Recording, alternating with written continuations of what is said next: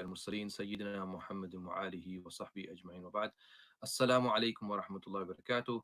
Welcome to our third lesson of With the Words of Allah. And we have now reached just after Ayatul Kursi. Ayatul Kursi, as I mentioned in the last lesson, is the best verse of the Quran, which is something that we should strive to memorize and read all the time, especially at night time. I gave the story of Abu Huraira when he actually met Shaitan, and so it's a protection, inshallah ta'ala. So at the end of the verse, it goes on to, or well, at the end of Ayatul Kursi, it goes on to the next set of verses, where the first thing it said is La ikraha fid din.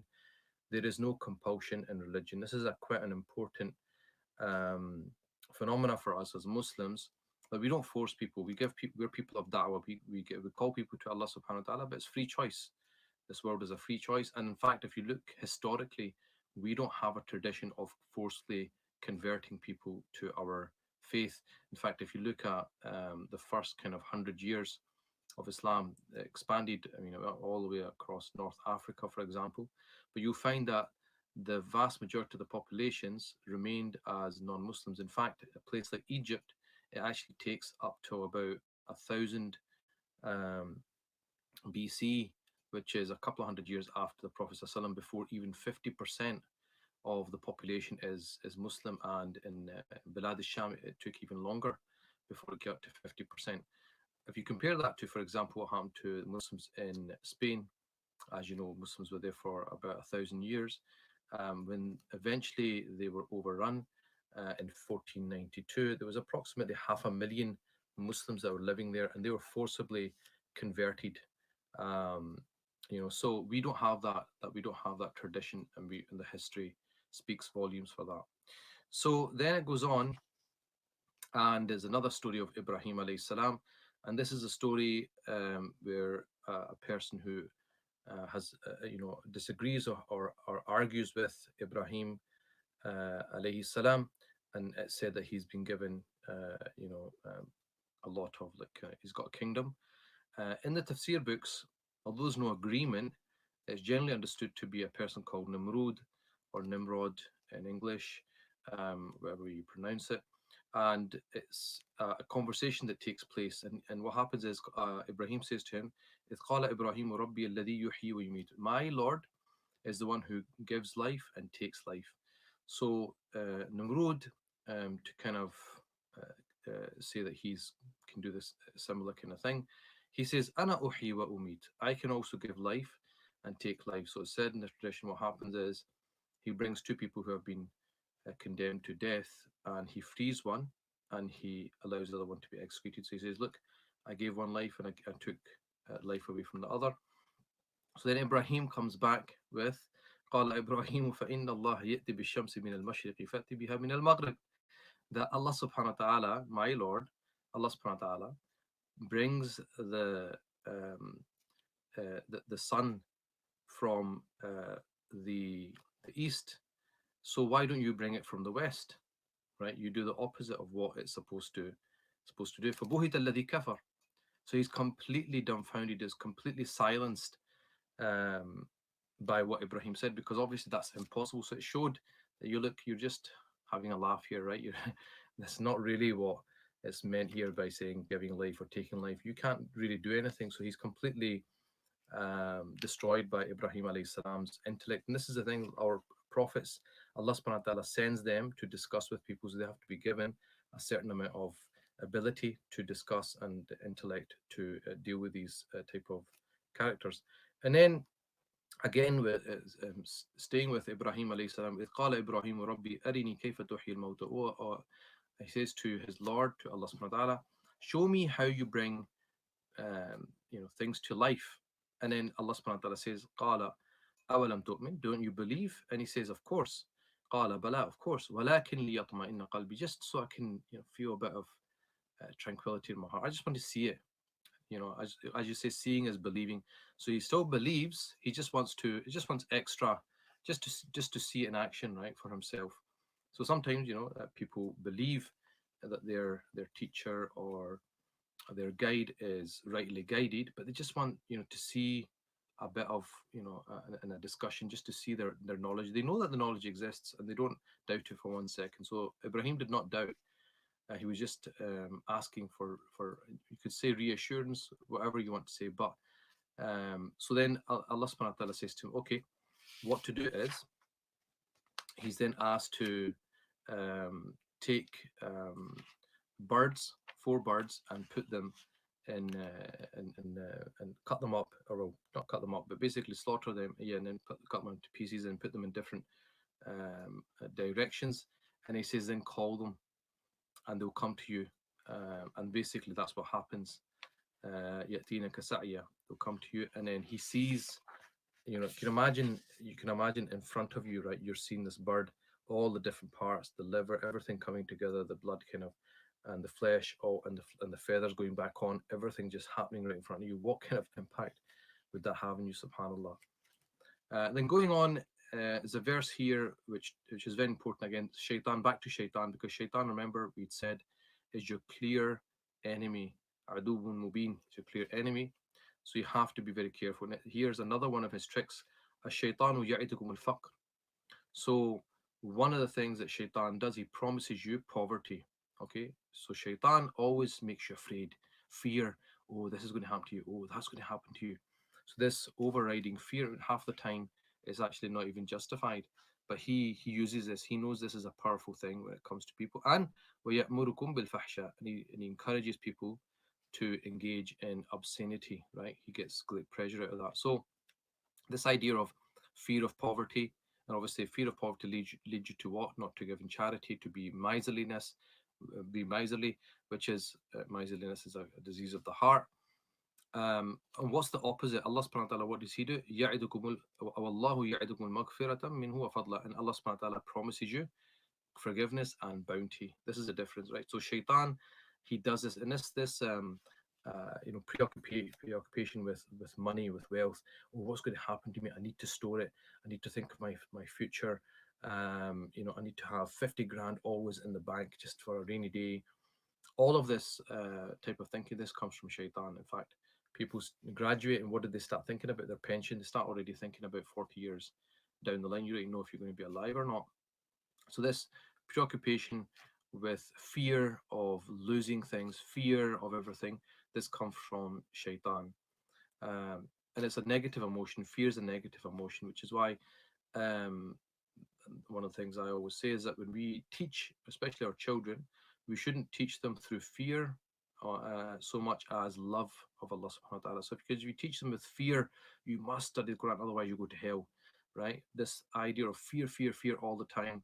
What happens is when they get older, that doesn't really work anymore. It only works at a certain age. But if you teach them to love Allah, that this is what you want, you want to please God, then they will want to do it from their own accord. It's not because they're afraid of anything. It's because love's a more important and a stronger emotion than fear. يؤتي الحكمة من يشاء ومن يؤتي الحكمة فقد أوتي خيرا كثيرا.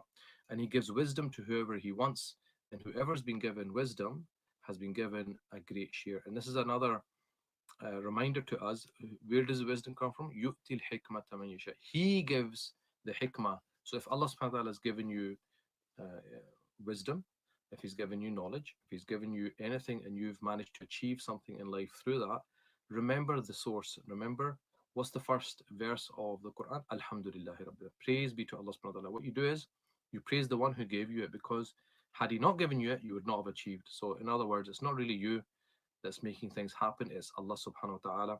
And then a very important point, which is, the religion of Islam talks about every aspect of life. It's not just about your worship. It talks about every aspect of life, social interaction, monetary affairs. So this is going on to monetary affairs now, and this is talking about interest, riba. And the believers are told, you who believe, have taqwa of Allah, and then وَذَرُوا مَا بَقِيَ مِنَ الرِّبَا. Give up any outstanding interest on debts owed to you. And if you don't do this, then something extremely serious is going to happen. What is that? فَإِن لَمْ تَفْعَلُوا فَأْذَنُوا بِحَرْبٍ مِّنَ اللَّهِ وَرَسُولِهِ. If you don't do that, then be prepared, because you're going to declare war on Allah and his messenger. And you don't want to declare war on God His messenger, because you will fail, you will lose. And it's Ibn Abbas who I mentioned that Ibn Abbas is important in tafsir because the Prophet ﷺ made dua for him to give him understanding of the Quran. He says that on the day of judgment, the person who used to devour interest will be told, take your weapon and get ready for war, get ready to fight God. SubhanAllah. I mean, who would want to be in that situation? And I mean, the reason for that is quite obvious. Why riba? I mean, there's only two places in our texts where um, declaration of war against God or Allah subhanahu wa ta'ala declares war against the person happens. This is one instance where it's to do with riba. The other one is من عاد لي وليا فقد آذنت بالحرب. Whoever harms my wali, right, my friend, whoever harms my friend, I will declare war on his behalf. So if we were all awliya of Allah subhanahu wa ta'ala, if we all had worked in our relationships with God and made it so strong with Allah subhanahu wa ta'ala that he became, he loved us, he would himself, he says in that hadith, which is in Bukhari, he will himself declare war on anyone who shows enmity towards his friends. So if we all just became his friends, then nothing would happen to us because Allah subhanahu wa ta'ala would come to our defense. So again, it comes back to our relationship with God, right? Our religion that mentioned before, فَاذْكُرُونِي أَذْكُرْكُمْ. Remember me and I'll remember you. So it's all in our the ball is in our core, okay? And then the longest verse of the Quran, interestingly, is again about monetary affairs.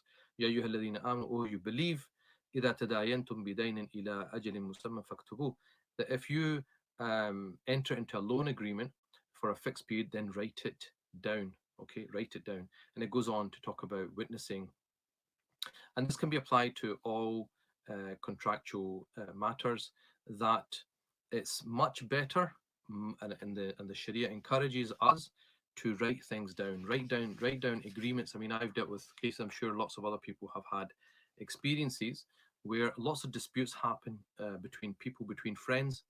People fall out with their friends, people fall out with their family, because of what? Because of money. Okay. So money is one of those things that should be very clear. If you're making a loan, we've made a loan, and thing is sometimes you forget because it's friends. Was it £500? Was it £600? They used to having debates.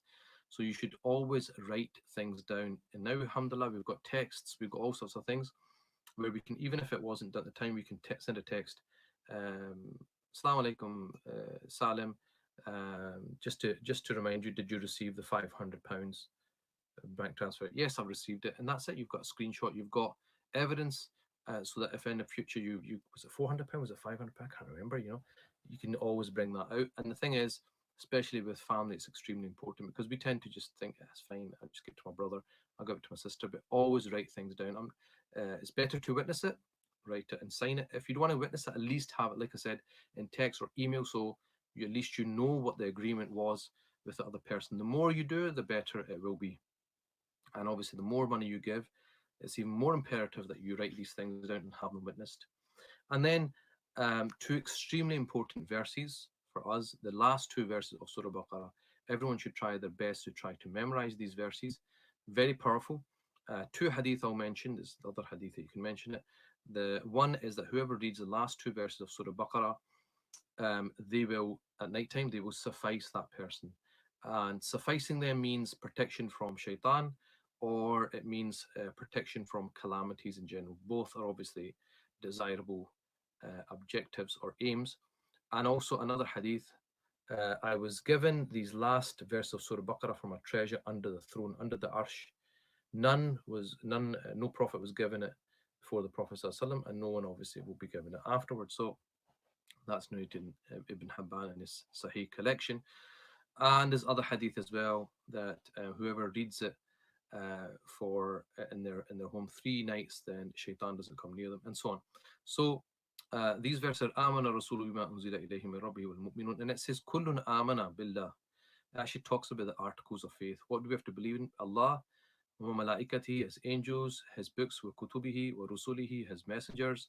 La nufariqu bayna ahadin min rusuli. We do not differentiate between any of the messengers, which is an extremely important point because we've talked about Jews in Surah Baqarah, and we're going to talk about Christians in Al-Imran more specifically.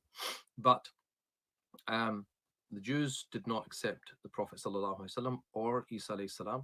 The Christians did not accept Isa alayhi salam, but the Muslims accept Isa alayhi salam and Musa alayhi salam. In fact, if you don't believe in Isa and Musa, you cannot be a Muslim.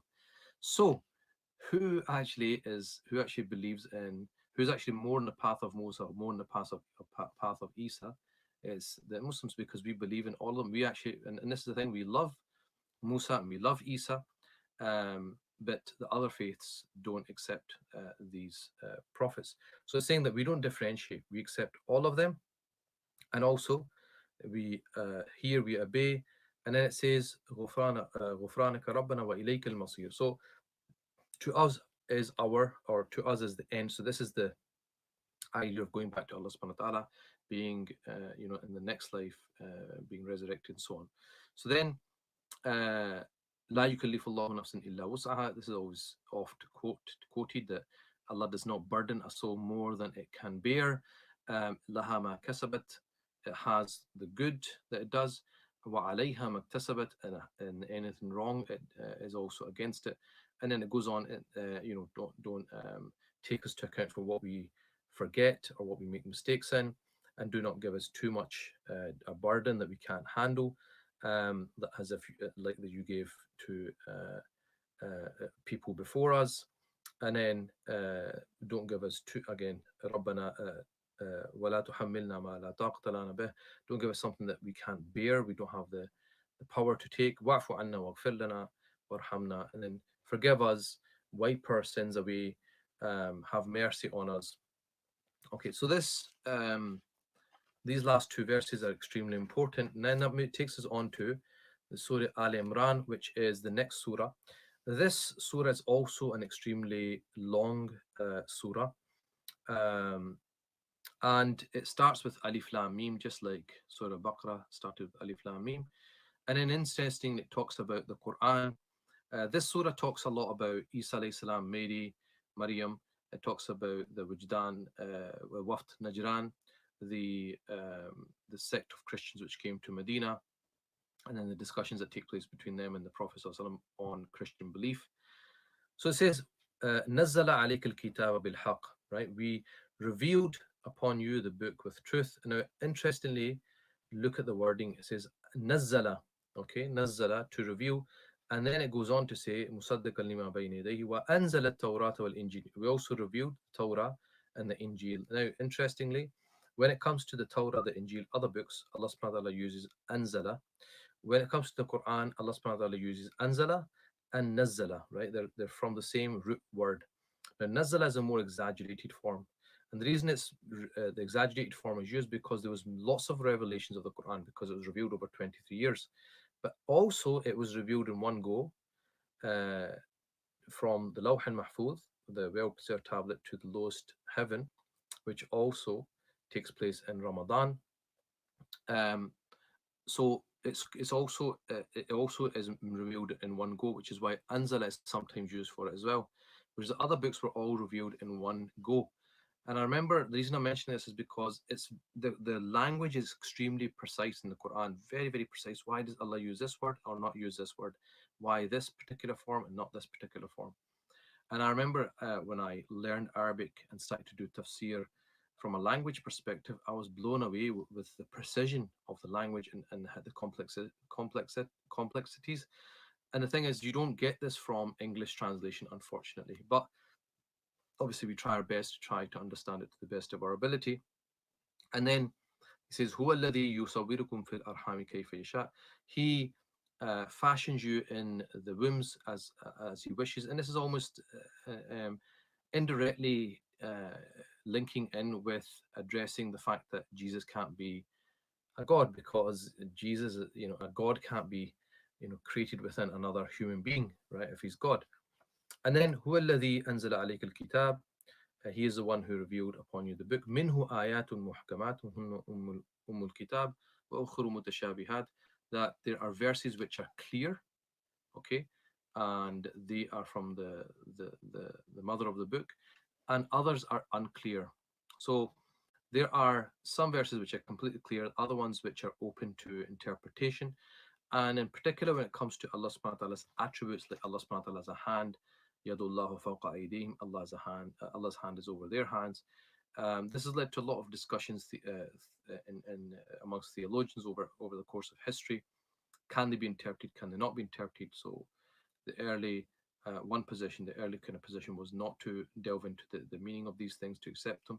The later scholars did actually interpret these things. And it's, in the Quran, when you have certain signs, it tells you to stop. The reason it tells you to stop because it can change the meaning. So this is an example. So the next line says, وَمَا يَعْلَمُ تَأْوِيلَهُ إِلَّا اللَّهُ. Only Allah knows the interpretation. If you stop there, it's only Allah knows the interpretation, that's it. Only Allah knows these ambiguous, unclear verses, and that's it. We can't interpret it.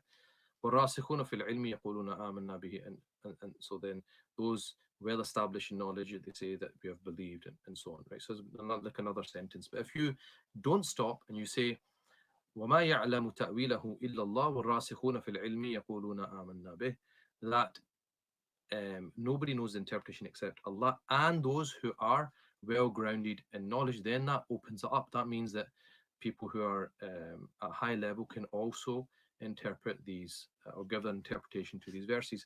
And then a dua that many of us should learn, or if you haven't already learned, ربنا لا تزغ قلوبنا بعد إذ هديتنا وهب لنا من لدنك رحمة إنك أنت الوهاب. Don't let our hearts waver after you've given us guidance, and give us from your rahmah, from your mercy, because you are the Wahhab, which is the bestower, the one who gives. And hiba is like a gift.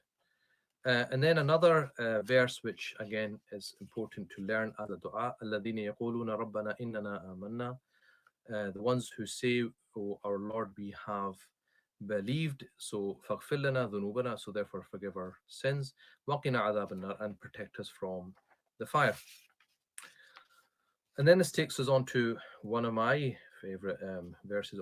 I take a lot from this verse, which is قل اللهم مالك الملك تؤتي ملك من تشاء وتنزع الملك من تشاء وتعز من تشاء وتذل من تشاء بيدك الخير إنك على كل شيء قدير.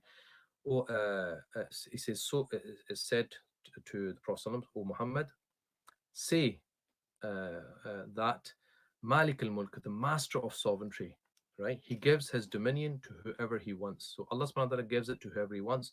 He raises people, right? تُعِزُّ مَن تَشَاءُ وَتُذِلُّ مَن تَشَاءُ. So he raises people, he brings people down, he gives to people, and he takes from people. وتنزع ملك تؤتي ملك من تشاء وتنزع ملك من تشاء. So he gives his dominion to whoever he wants. He takes it away from whoever he wants. He raises whoever he wants. He takes it. He lowers people whoever he wants. So he can do whatever he wants. إنك على كل شيء قدير. He has ability over all things. He merges night into day and day into night. He brings the living out of the dead out of the living, and he gives sustenance without any reckoning. He can do whatever he wants, basically. And then an verse which we'll come to probably later as well. لا يتخذ المؤمنون الكافرين أولياء من دون المؤمنين. The believer should not take the unbelievers as awliya, right, over the believers. Now, it'll come up again when it comes to that you shouldn't take the Jews and Christians as awliya. Now, awliya is a very important word because it can be interpreted in different ways. It could mean a part protector, it could mean an ally, it could mean a guardian, it can mean friends. Sometimes it's mistranslated as friends in the wrong context. Although that's one interpretation of the word, it's not the right meaning in this context, because that would mean you can't have friends with non-Muslim friends, right? You just have to stay away from them. But you have to understand the context of every verse. In this context, remember, they're in Medina. It's a hostile environment. They have enemies from within the ranks, enemies back in Makkah. So it's saying that don't take those enemies as your protectors, as your allies, right? Don't reveal the secrets to them. It could be used against us. So it's more of a political kind of situation. And then another one of my favorite verses, قُلْ إِن كُنْتُمْ تُحِبُّونَ اللَّهَ فَاتَّبِعُونِي يُحْبِبْكُمُ اللَّهُ. The reason I mentioned that verse is because it can be misunderstood as you can't take non-Muslims as friends, and that's not the correct interpretation there. So the verse here is قُلْ إِن كُنْتُمْ تُحِبُّونَ اللَّهَ. Say if you love Allah, so say Muhammad to the people, say if you love Allah, فَاتَّبِعُونِي, then you have to follow me. Follow my sunnah. And if you follow me, so if you claim that you love Allah, follow me, follow my sunnah. If you follow my sunnah, guess what will happen? يُحْبِبْكُمُ اللَّهُ, Allah will love you. وَيَغْفِرْ لَكُمْ ذُنُوبُكُمْ, and He will forgive your sins. وَاللَّهُ غَفُورٌ رَحِيمٌ, and Allah subhanahu wa ta'ala forgives and He's merciful. Now the interesting thing is, Everyone claims that they love Allah, right? If you claim that you love Allah, what do you have to do? Follow the Prophet ﷺ. If you follow the Prophet ﷺ, Allah will love you. And that's the real, that's the real McCoy, isn't it? Because everyone can claim that they love God. That's not difficult. But if Allah loves you, wow. If God says He loves you, then I mean, Subhanallah, what do you need, right? So really, it's not us loving God. You want Allah to love you, because if Allah loves you, that's it. You've reached it. You've got everything. And then it goes on to the story of وإذ قالت وإذ قالت امرأة إمران. So this is the wife of Imran. As you know, the surah is called Ali Imran, the family of Imran. And Imran is the father of Maryam. So his wife is the mother of Maryam. Hannah is her name, and she says, "Inni nadartu laka ma fi batni muharrara," that I have taken a vow that whatever's in my stomach, in other words, she's pregnant, that I will make it sincerely for God. In other words, I'm going to make it somebody who's going to serve in Jerusalem in Beit al-Maqdis, just purely for the sake of Allah subhanahu wa ta'ala. The kind of idea of having, like, say, like a monastery and just completely devoting yourself to God, and then accept it from me. So when she gives birth, she says, "Inni wada'tuha untha," I have given birth to a female. And then it says Allah knows what she's given birth to. وَلَيْسَ الذَّكْرُ كَالْأُنثَى. And she thinks, well, a male's not going to be like a female, because female, she's not going to have this, alhamdulillah, they would have had like lots of physical duties. They would have been told to fetch water, do this, do that. It requires a lot of physical strength, stamina. Also, you would have had like issues, maybe possibly with like menstruation and so on.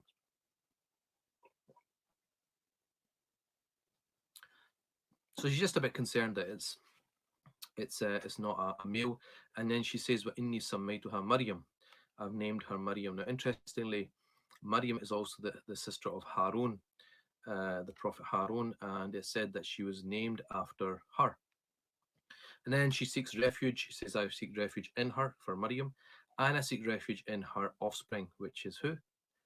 Isa alayhi salam, from Shaitan al-Rajim, from Shaitan, the cursed one. So, فَتَقَبَّلَ رَبُّهَا بِقَبُولٍ حَسَنٍ. So Allah subhanahu wa ta'ala accepts it. In other words, it doesn't matter if it's a female, it doesn't matter if it's a male, right? The most important thing is it's a righteous child. And that's an extremely important point, because sometimes culturally we want males, okay, and it's possibly frowned upon to have lots of females. But if you have 5 daughters and have a son, and the son turns out to be uh, uh, I'm trying to use the right word now. It doesn't turn out to be the most righteous, right? And it brings you a lot of hassle to your home, but your daughters are the ones who give you support and are there for you. What's better, the daughters or the son? Okay. And even in the thing about what benefits you after death, 3 things. And the last thing is waladun salih. Walad means both genders. And what's the important description? It's that pious, righteous child. That's what you want, whether it's a female or male. And so the responsibility is given to Zakaria. And the reason it's Zakaria, because Zakaria is, they said, is either the husband of Maryam's sister, so it's like a brother-in-law, or it's the husband of her maternal aunt. So he's like a khal, okay? So he's related to her. And so he kind of goes and looks after her. كلما دخل عليها زكريا المحراب وجد عندها رزقا. So when he goes into her room, he finds that she's got food. And the ajib thing is, the miraculous thing is that it's out of season. So it could be, say, for example, in winter, he finds that she's got summer fruits, or if it's the other way around, summer find winter fruits. And he says, قال يا مريم أن لك هذا. Where did you get this from? Because this is out of season. It's impossible. Very simple answer. قالت هو من عند الله. Of course, it's from God. Where else is it going to come from? If it's not natural, if it's not the natural state of affairs, it's come from Allah subhanahu wa ta'ala, because Allah subhanahu wa ta'ala, inna Allah yarzuqu man yasha'u bighayri hisab. He gives rizq to whoever he wants, however he wants, without any reckoning. And at that point, Zakaria he realizes, of course, God can do absolutely anything, right? The natural rules, who's put them there? God has put them rules, and he can change them if he wants. So هنالك دعا زكريا ربه. So then Zakaria goes and makes sincere dua to Allah subhanahu wa ta'ala. قال ربي هب لي قال ربي هب لي من لدنك ذرية طيبة إنك سميع الدعاء. Oh Allah, oh my Lord, give me a pious offspring. and he then is given Yahya. Yahya is his son, is also a prophet. And the ajib thing is that Zakaria was extremely old and his wife was extremely old, so it wouldn't have been possible for them to have children. But um, he gets himma from what he sees from Maryam and realizes that Allah subhanahu wa ta'ala can do whatever he wants, whenever he wants. And I mentioned before that past nations fasted, they also used to pray, similar to us in standing, doing ruku, doing sajda. Ya Maryam uqnuti li rabbiki wasjudi warka'i ma'a raki'in. O Maryam, be devout to God by doing sajda, by doing ruku'. So this is not something which, obviously, the format we've got is from our tradition, but the component parts are similar to before. And then Isa alayhi salam, talks about himself. He says, "Inni qad ji'tukum bi ayatin min rabbikum." I have come, the sign from your Lord. أني أخلق لكم من الطين كهيئة الطير فأنفخ فيه فيكون طيرا بإذن الله.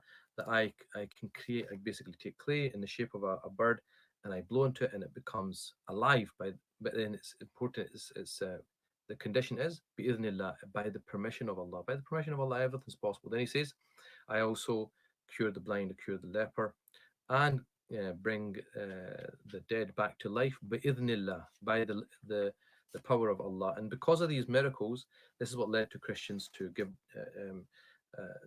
Jesus a divine nature, that he must be godly, because who can bring the dead back to life? Who can cure the blind, the leper? Who can do these things? But what Allah subhanahu wa ta'ala is making clear is that everything happened bi-idhnillah. Allah subhanahu wa ta'ala can make anything happen with his permission, and that doesn't mean that he's necessarily divine. Another dua, رَبَّنَا آمَنَّا بِمَا أَنزَلْتَنَا وَاتَّبَعْنَا الرَّسُولَ فَاكْتُبْنَا مَعَ الشَّاهِدِينَ, verse number 53, another dua that we should try to memorize. And then وَمَكَرُوا وَمَكْرُ اللَّهِ وَاللَّهُ خَيْرُ الْمَاكِرِينَ. They plotted, and who's they plotting against? Isa alayhi salam, because this is the whole idea of when they tried to kill him, they tried to crucify him. But our tradition, our narration is that our narrative is that he was not crucified, somebody was in his place, and Allah subhanahu wa ta'ala raised him to the heavens and he will come back at the end of time. So they plotted against Isa alayhi salam, they're plotting against him, but Allah plotted, right? And Allah is the best of plotters. You can't, you're not going to win against God. So you can make all the plans you want in the world to try and kill Isa alayhi salam, but it's not going to happen unless Allah subhanahu wa ta'ala allows it, and he's not going to allow it. And then to answer these questions about Isa having a divine nature, inna mathali Isa indallahi ka mathali Adam. The example of Isa with Allah subhanahu wa ta'ala is like the example of Adam. خلقه من تراب, he created him from earth or from clay. ثم قال له كن فيكون, so he said to him be, and he is. In other words, why are you so taken it with Isa? You're saying, well, he doesn't have a father. Okay, so if he doesn't have a father, his father must be Allah, so he's a son of Allah. He's given all these miracles. We've already answered this by the permission of Allah. So the fact is, if you're saying he's the son of Allah and because he doesn't have a father, well, Adam alayhi salam didn't have a father or mother. So if anyone had the right to be the son of God, it would have been Adam. And do we say that about Adam? No, we don't. So if you don't say about Adam, who's got no father, no mother, then what about Isa? At least he's still got a mother, right? He might not have a father, but obviously Allah subhanahu wa ta'ala can do what he wills. And then this idea of Mubahala that happens. So here there's the discussion between the Prophet and the Wafd of Najran, the Christians that have come to Medina and to discuss with him. فمن حاجك فيه من بعد ما جاءك من العلم فقل تعالوا ندعو أبناءنا وأبناءكم ونساءنا ونساءكم وأنفسنا وأنفسكم. That after all this discussion, after explaining all these things and showing you with clear proofs that this is not the case with Isa, if you're still going to hold to that, I tell you what, the Prophet says, let's call our sons, our womenfolk, everybody, right? And let's call on God, ثم نبتهل, call on Allah subhanahu wa ta'ala, فنجعل لعنة الله على الكاذبين, and invoke Allah's curse on the ones who are lying. If you think I'm still lying after all this, invoke the curse. So the Christians say, okay, that's fine, we'll do it tomorrow. In their own discussions, they realize, hold on, what if he's a prophet? We're going to invoke Allah's curse. It's not a good idea. So they come back the next day and they say, look, we don't want to do this. Let's make an agreement and we'll come to some peaceful terms. And interestingly, another point which is something to take note of is that when they actually came to Medina, They were in the Prophet Sallallahu Alaihi Wasallam's mosque, and they wanted to pray, and they were allowed to pray in one corner of the mosque. So it's interesting, isn't it? Christians being allowed to pray in a mosque. And then a very important verse, which has actually been used in conferences, and it's actually became a whole movement called the Common Word. قل يا أهل الكتاب, say, O people of the book, تعالوا, people of the book of the Christians and Jews, تعالوا إلى كلمة سواء بيننا وبينكم ألا نعبد إلا الله ولا نشرك به شيئا. Let's come to a common word that we will worship only Allah subhanahu wa ta'ala, and will not do shirk. So this is a very important point, that we call people to a common word. There's a lot of things that connect us to people of other faith traditions. Lots of things. We believe in God, we believe in prophets, and so on. Even with humanity, right? So we always start with things which we have in common. Alhamdulillah. And even from a da'wah perspective, um, you know, we always start with things which we agree upon. So if you're talking to Christians, you talk about Jesus, talk about the love of Jesus, talk about his miracles, talk about all those things which we agree upon. And just that, sometimes because they have this idea, Muhammad is a prophet of Muslims, Jesus is our figure. No, I have to say, no, no, no, no. Jesus is our figure as well, and we love him, and we can't be Muslim unless we love him. So we start with things which we have in common, and then we go towards our differences, and even within ourselves, as you know, there's lots of different understandings of Islam. We start with things which we have in common. And then Ibrahim, back to Ibrahim alayhi salam, ما كان إبراهيم يهوديا ولا نصرانيا. That Ibrahim was not a Jew and was not a Christian, because they were claiming him to be a Jew and claiming him to be a Christian, the Jews and the Christians. ولكن كان حنيفا مسلما وما كان من المشركين. And in fact, he was Hanif, and Hanif basically means that which always veers towards the truth, and fisq is the opposite, it veers towards sinning. And then it says, Inna awla nasi Ibrahim. So the people who are closest to Ibrahim alayhi salam, guess are who? The people who followed him, of course, and also this prophet, the Prophet sallallahu alayhi wasallam, and the one who follow him. In other words, the Jews are claiming Ibrahim for themselves, Christians are claiming Ibrahim. I tell you what, the closest people to Ibrahim alayhi salam, the people who are most on his path, is the Prophet sallallahu alayhi wasallam and the believers with the Prophet sallallahu alayhi wasallam, right? So they're making that very, very clear, that he did not commit shirk. He wasn't from the mushrikeen. He was Hanif. He followed the right, true faith which all prophets have followed. And then it talks about, do they take other than the deen of Islam as a religion, even though everything has submitted to Allah subhanahu wa ta'ala in the heavens and the earth, willingly or unwillingly, right? So everything has submitted. Everything is under Allah subhanahu wa ta'ala's control. And we'll come to verses later on about how all of creation glorifies Allah subhanahu wa ta'ala. The verse is very similar to in Surah Baqarah, قُلْ آمَنَّا بِاللَّهِ وَمَا أُنزِلَ عَلَيْنَا وَمَا أُنزِلَ عَلَى إِبْرَاهِيمَ. We have believed in Allah subhanahu wa ta'ala, and it goes on, we believed in Ibrahim, Ismail, Ishaq, Yaqub, Asbat. Asbat are basically the tribes, the 12 tribes of Bani Israel, which are the descendants of the children of Yaqub, Jacob. وَمَا أُوتِيَ مُوسَى وَعِيسَى, and what was given to Musa, Isa, and the Nabiyun, and the prophets, مِن رَبِّهِمْ, from their Lord, لَا نُفَرِّقُ بَيْنَ أَحَدٍ مِّنْهُ وَنَحْنُ لَهُ مُسْلِمُونَ, and we do not differentiate between them, and we are submitters, we are people who submit. And whoever tries to find a religion other than the deen of Islam, it will not be accepted from them. وَهُوَ فِي الْآخِرَةِ مِنَ الْخَاسِرِينَ, and he will be of the losers in the next life. In other words, the religion of Islam abrogated the other religions that came before it. And then لَن تَنَالُوا الْبِرَّ حَتَّى تُنْفِقُوا مِمَّا تُحِبُّونَ. You will not attain piety unless you spend from that which you love, right? The human nature is to love this world, is to hoard, right? But you have to spend from that which you love. Otherwise, you will not free yourself of the shackles of your ego and your nafs, and you have to do this so that you can purify yourself. And then it talks about Makkah and Hajj. Inna awwala baytin wudiya linnasi lilladhi bibakka mubarakan wa hudan lil alamin. And then the first house which was put down for people was in Bakka. Bakka is another name from Makkah. Okay, and Bakka comes from the word to crowd, or and it's related to the kind of idea of crowding at the time of Hajj. It's blessing. It's a blessed place. As you know, You pray one salah there, it gets multiplied by 100,000. And then it talks about the Maqam Ibrahim, which is obviously there. And then the Hajj itself. وَلِلَّهِ عَلَى النَّاسِ حِجُّ الْبَيْتِ مَنِ اسْتَطَاعَ إِلَيْهِ سَبِيلًا. And it's been made obligatory on people, whoever has the ability to go there to perform the Hajj, right? And then it goes on to يا أيها الذين آمنوا اتقوا الله حق تقاته ولا تموتن إلا وأنتم مسلمون. And that's where we will stop, inshallah ta'ala, and we will continue that in our next lesson. وصلى الله على سيدنا محمد وآله وصحبه وسلم تسليما كثيرا والحمد لله رب العالمين.